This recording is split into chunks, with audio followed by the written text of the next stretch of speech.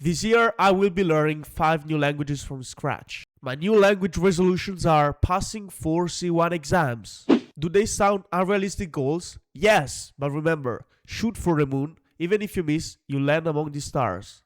Jokes aside, welcome to the channel. This is Francesco, your Italian language geek, and since 2026 has arrived, I'm here to share with you the absurdly unrealistic language goals I have set for myself.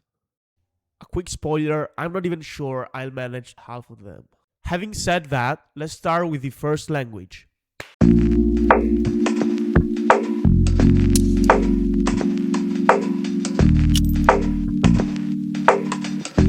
Yeah, you guessed it right, it's German.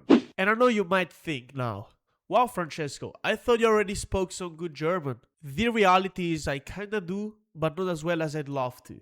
Practically speaking, my German right now is pretty decent. I could easily order a bratwurst and a beer.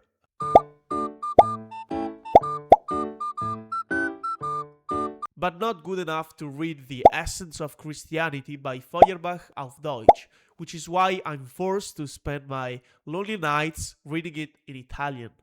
Christianity, Feuerbach, what do those things even have to do with learning German? I know this is what you might be thinking right now, and to answer your legitimate questions, we need to take a step back in time. All the way to the beginning of 2025, when I had an incredible long haircut and a majestic will to learn German.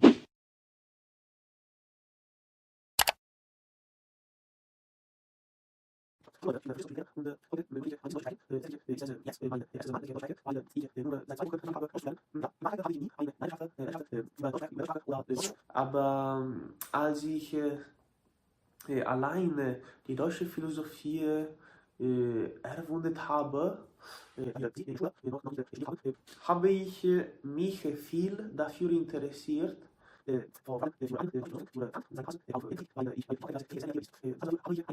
Und mein Hauptziel ist, Kant auf Deutsch zu lesen. Just so, I basically started learning German because I really wanted to read philosophers in the language, since it's die Sprache der Philosophen. But on a more practical and slightly less philosophical note, I also really enjoyed the culinary side of learning the language.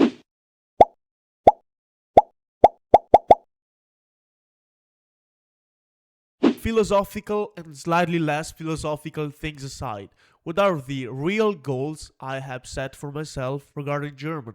First, expand my vocabulary in the philosophical sphere, meaning lots of reading sessions. Secondly, as I do for most languages, I'd love to take a certificate, a proficiency exams, either a B2 or a C1 level, with final national exams this year and moving overseas for college in mid-August.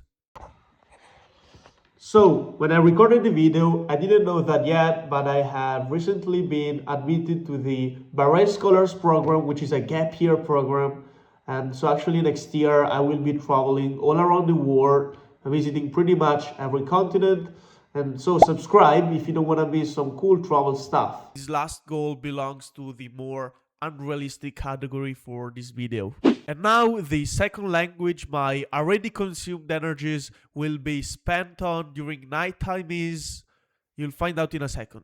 Before revealing it, I'd really appreciate if you could subscribe to the channel. It doesn't cost you anything, but it would really help me create more contents and even buy more language learning books of languages I will most likely start studying in 10 years. And now, back to the second language.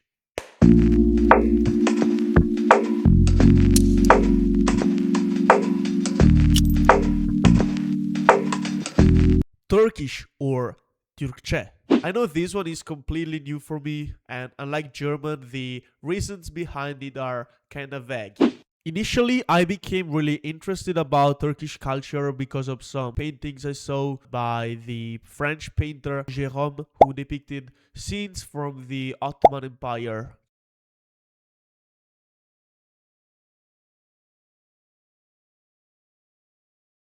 Another reason is that I adore kebab. And I wanted to surprise my go-to kebab guy with something a bit more elaborative than teşekkür ederim. Lastly, this passion started in 2024 in Spain when I met two Turkish guys who taught me some basic phrases.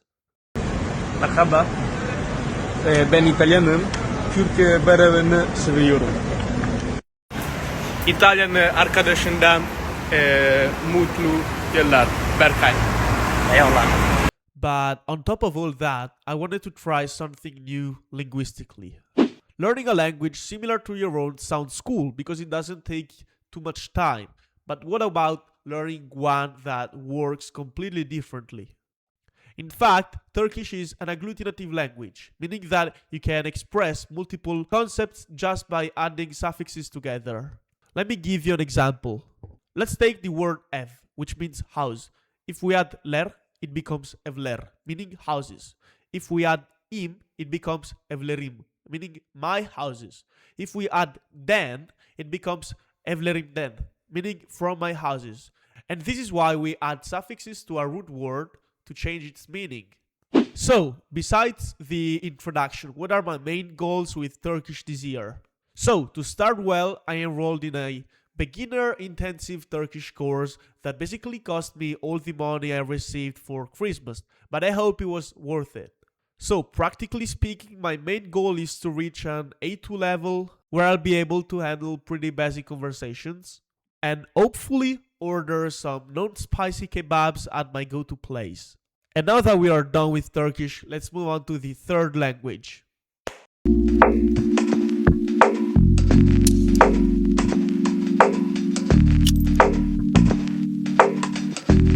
Yep, the next one is Polish. Late last year, I had already started studying Polish and reached a fairly basic conversational level I was actually proud of. I could introduce myself, have simple casual conversation, and even chat a little bit with my friend Victor's family, who kindly hosted me this summer to have a fully Polish experience. By the way, Victor is a polyglot as well. We actually met last year at the Polyglot Gathering.